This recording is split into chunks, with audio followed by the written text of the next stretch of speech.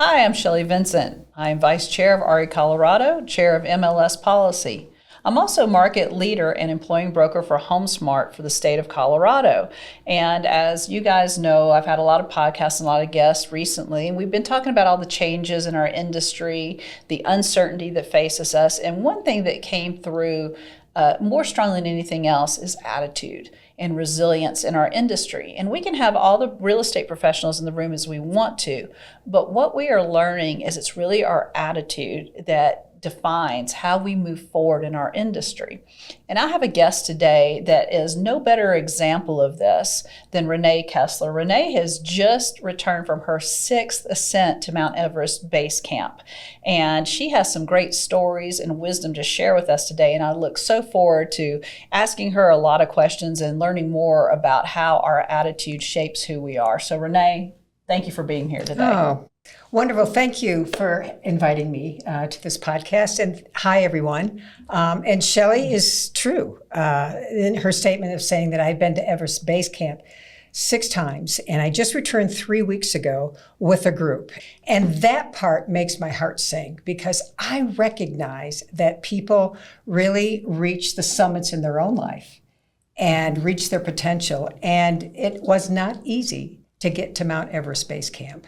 And every day required a lot of resiliency, a lot of determination, a lot of strength, and a lot of ability to move to the next level, to get to the next day.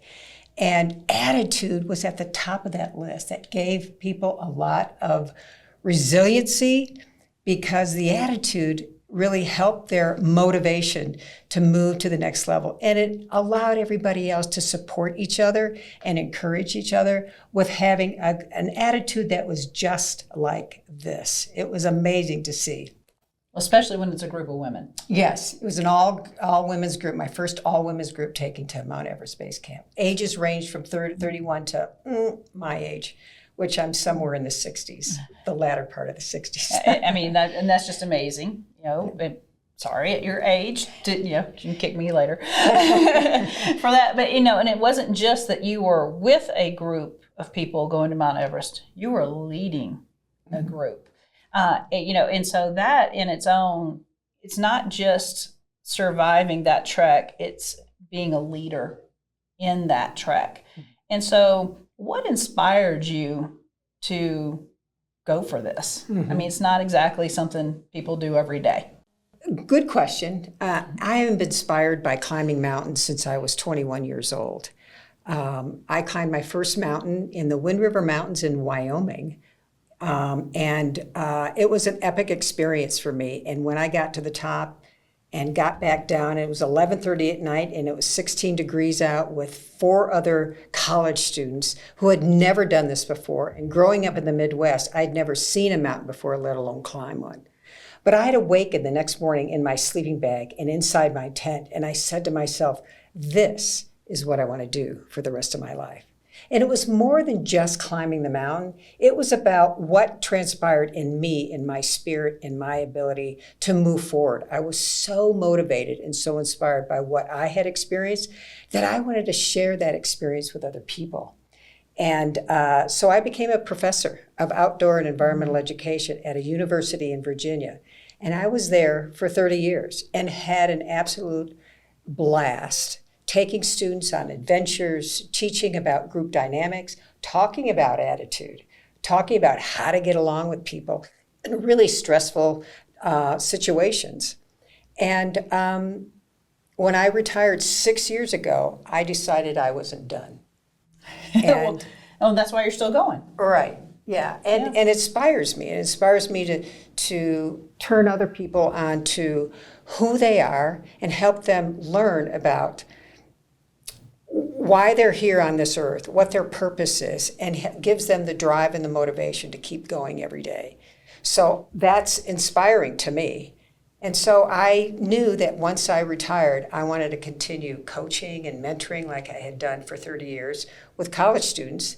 And then I wanted to continue to take people out on adventures because I know that having an adventure, and you and I have talked about this, having an adventure that takes you out of your comfort zone You recognize that there's a lot of unknowns, what you're about to experience, and you might be with a new group of people, and everything's a challenge. Those kinds of things I consider an adventure. You don't have to climb a mountain to go on an adventure. You can put yourself in an uncomfortable situation where it's challenging, where you can build resiliency to move to the next level in your career, in your life, in your business.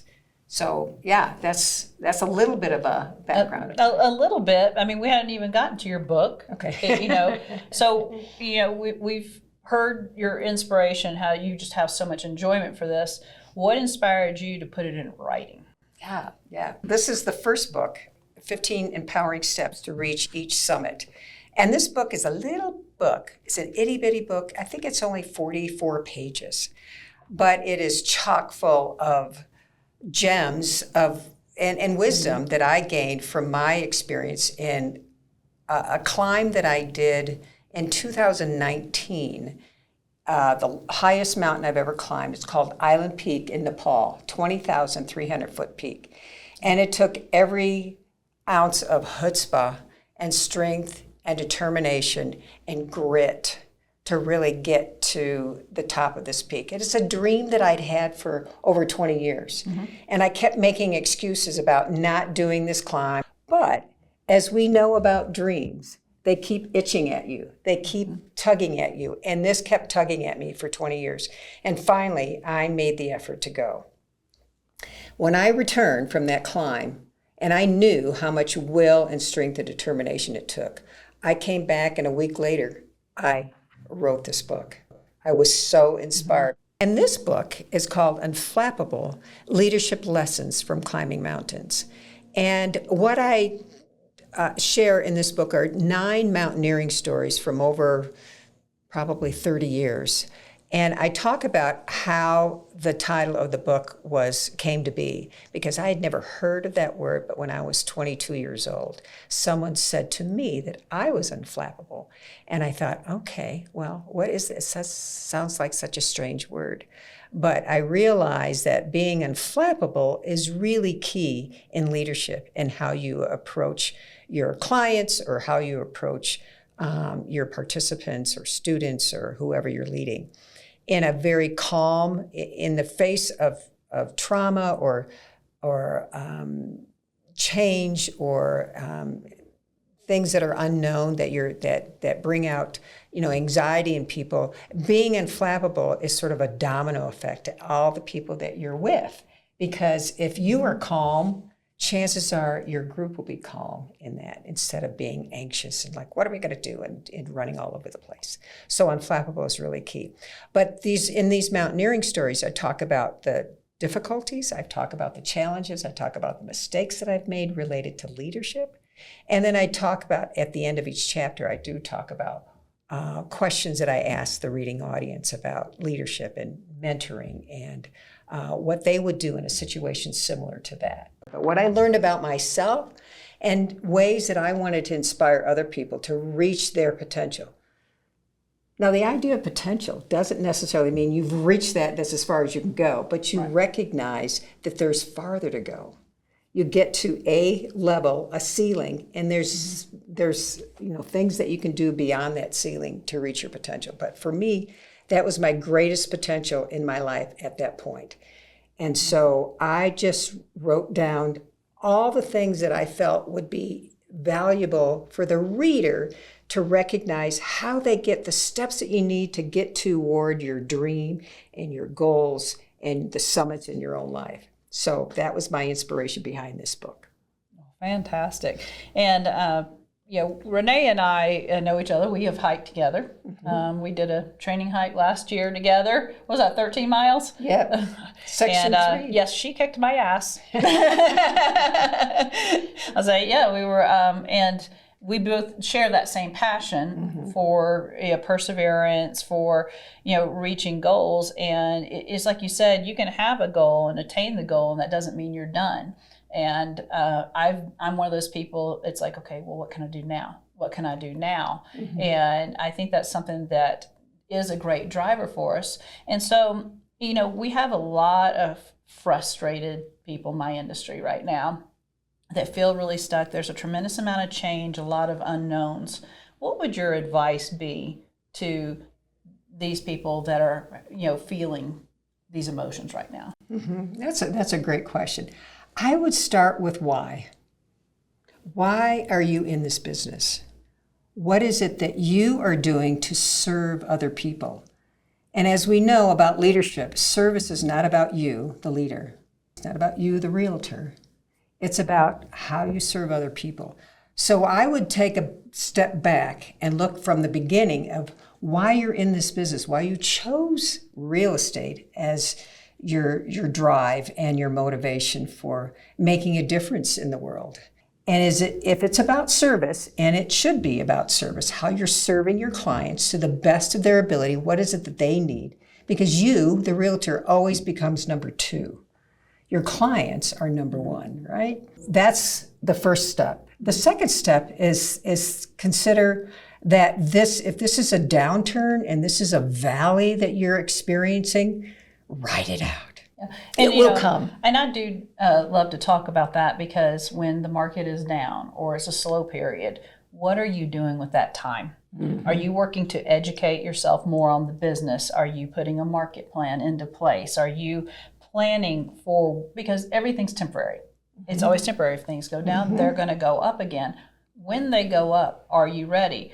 Now, if things even change permanently, which a lot of our rules are changing permanently, are you looking for ways to, get around these rules? Or are you putting yourself in a place like, here's where we are now, let's go?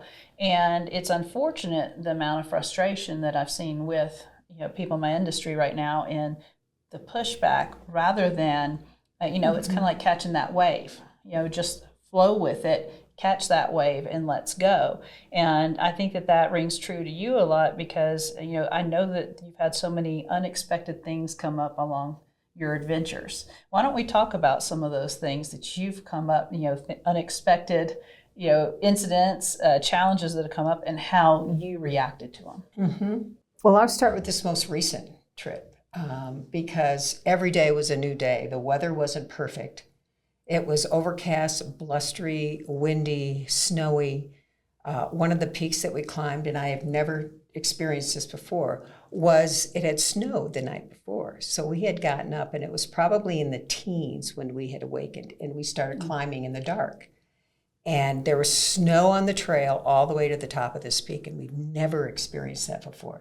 Mm-hmm. And people had told me afterwards, the other women had said on this climb, in their heads are saying, I can't do this. I don't need to do this. They were miserable. They were uncomfortable. Their hands were really cold. My hands were really cold. It was dark. We saw the sun ahead of us. So we were, in essence, chasing the sun. And that's something to think about. Something powerful about your motivation to move forward is when you recognize that you're chasing the sun. You see the light coming. And eventually we got to that, but it was a struggle for many of them because it was very uncomfortable. And it's a matter of pushing through it. We pushed through it. And in other climbs, I've had some evacuations. I had a death on a climb in Africa on Mount Kilimanjaro. And those are things that I look back on and say, I'm glad. Not that I'm glad that someone died, but I'm glad that I had to experience what I had to do and what I needed to ask help in from other people to be able to push through and recognize the resiliency that was built and developed through those really tough times.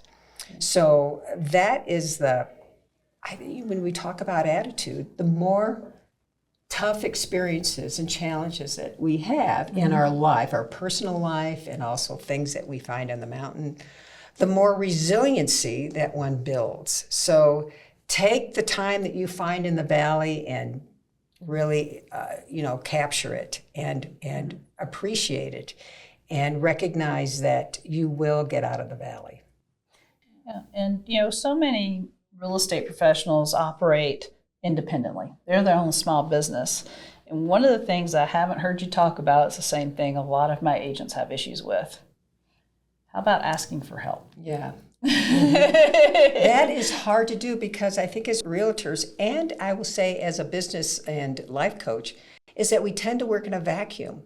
We're in our homes, we're in our houses, and we don't have other people that we're teaming with. We could, but we tend to, do our own business in our own way, in our own little offices. So asking for help is tough because immediately people think it's a sign of weakness. Oh, Yeah. I got to ask somebody for some help. What? I can't do this by myself. You can, but it really helps to ask for help. And believe it or not, there are people out there that want to help you. And they're so appreciative when you ask someone for help. They want to help. They want to help support you in whatever your endeavor is and where you're going in your business.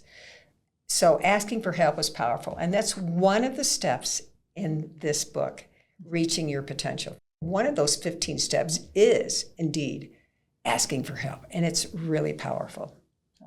And you're not in the real estate business, which is one of the reasons why I love talking to you. And, we have a lot of challenges right now with assumptions of things, from the public, and they hear misinformation with it, which there's way too much of that going around these days. And when faced with, the false information and having to overcome that, what would you suggest is the mindset to use to be able to, address these issues? That's huge, isn't it? Yeah, we tend to make assumptions about a lot of things. Yeah. And making assumptions can be really dangerous if we're not careful about those assumptions.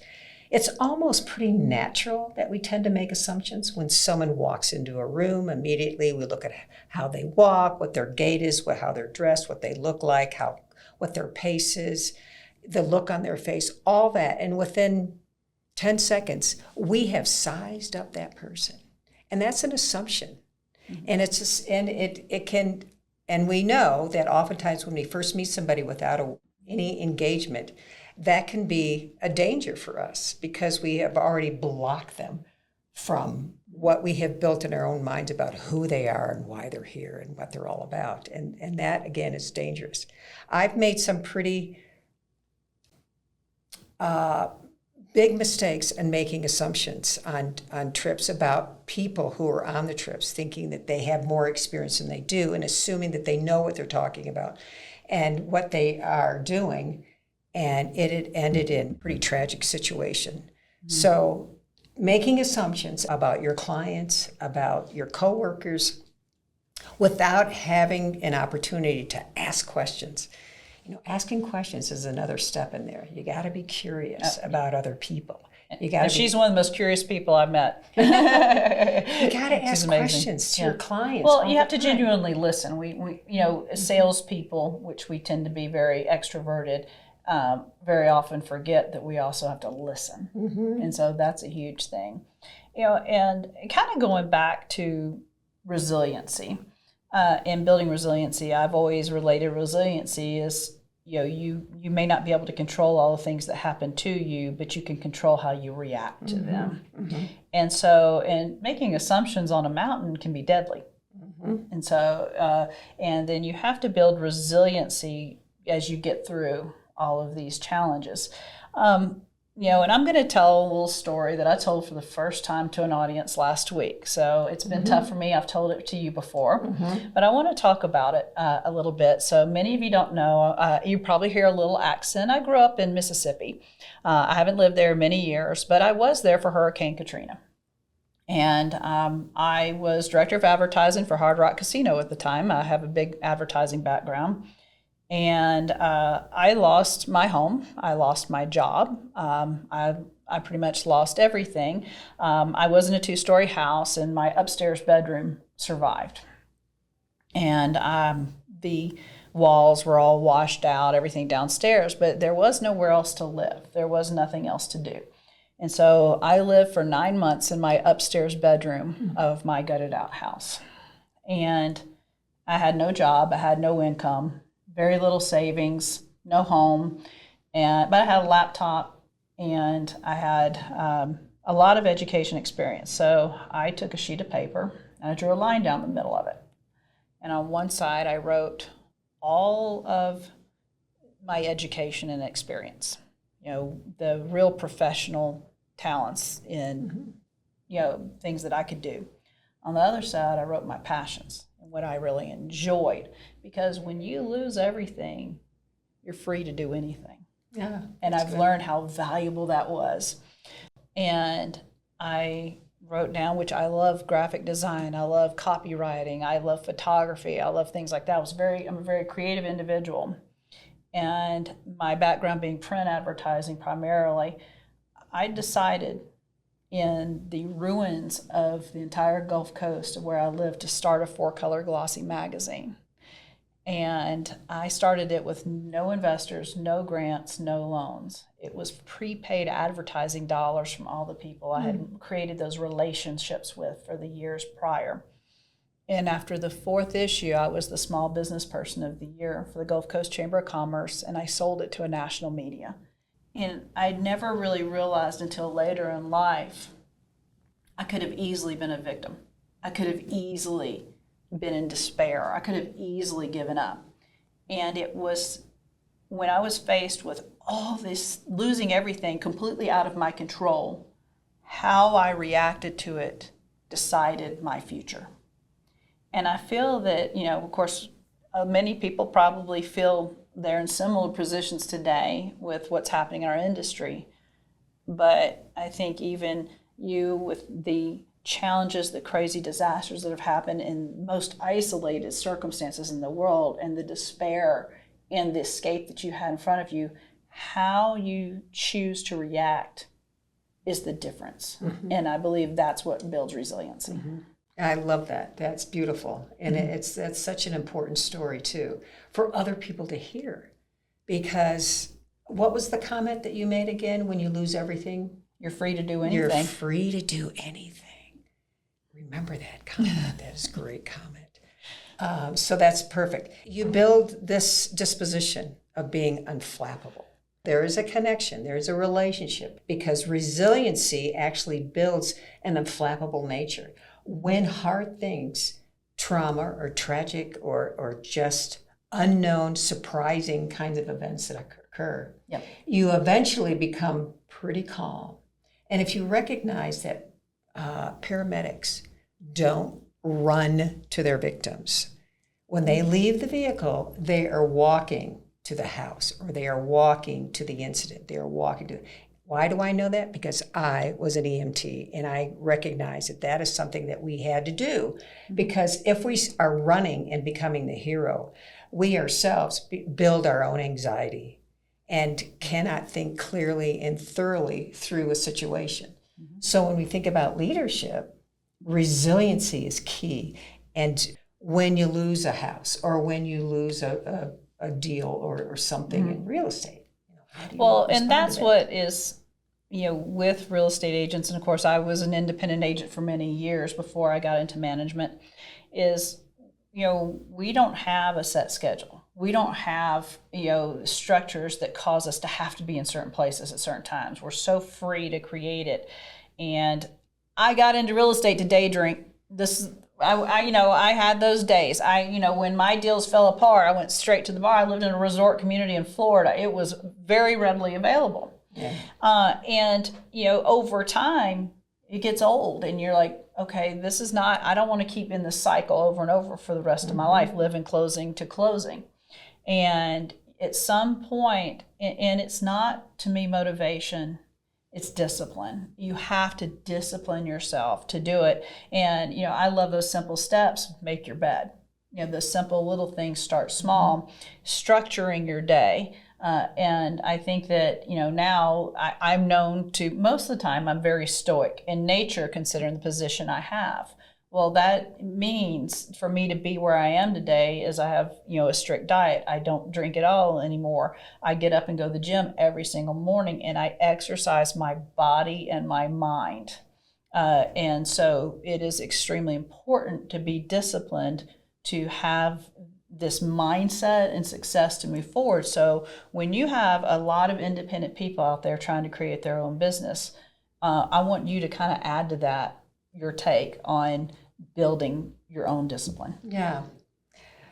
Perfect. I loved all that you said. And you're talking about habits as well, like developing a habit or a series of habits in the morning.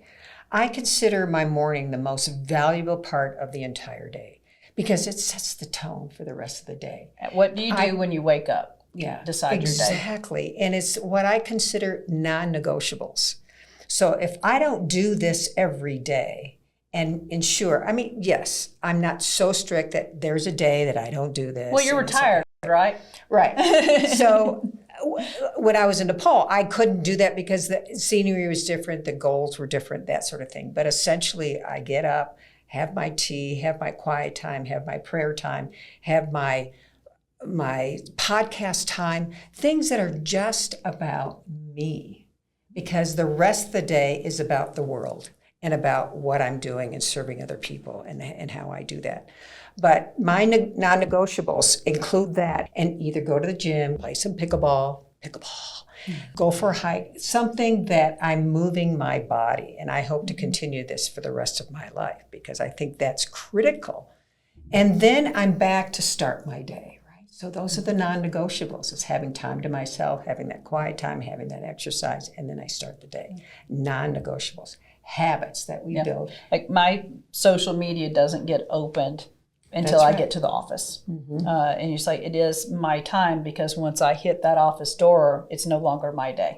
I'm at the whim of whatever comes my way. And so taking control of that.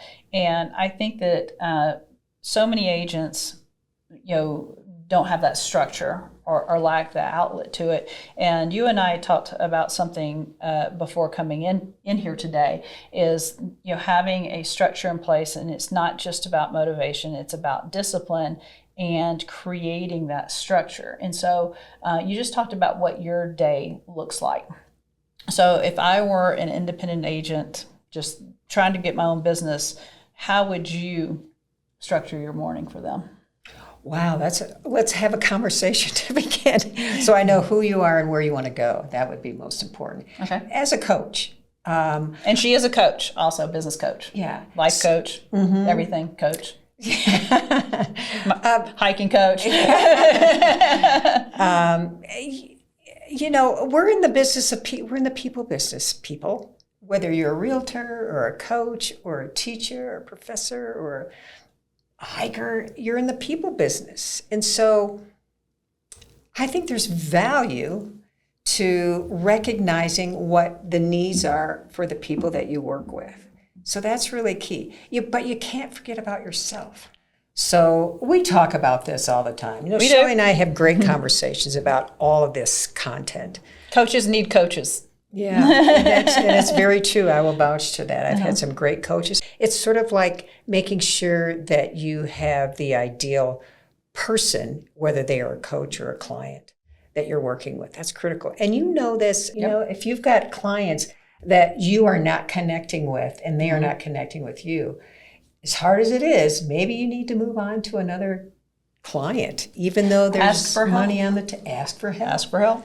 Yeah. All right. So, you lead groups up into the mountains, and describe what one of your mastermind in the mountains. I mean, so you don't have to, ask me twice to get out there on the hills. It's a fantastic separation. You and I have enjoyed hiking together. It's been fantastic. She kicks my ass. And so, tell me about the structure and what you do on those masterminds and what your goals are for the outcomes of those masterminds. Yeah, good question.